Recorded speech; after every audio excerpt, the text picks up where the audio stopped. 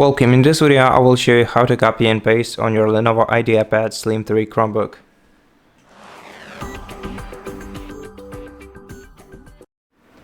First, we're gonna have to open files on this computer or any directory where we can copy and paste stuff.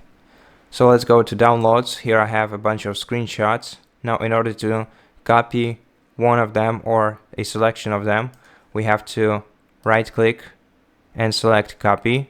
We can also use the cut feature to cut them out of this directory, and then to paste them anywhere we have to go to a different directory and then right click and select paste.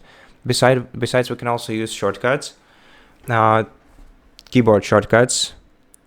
In this case, in order to copy a file or selection of files from one directory, we have to use Ctrl+C. In order to paste them, use Ctrl+V.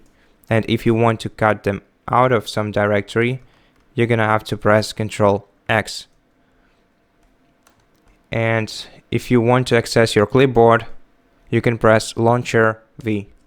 And this will give you the small window with your clips history, so that you can select which particular file or selection of files you want to paste into this directory.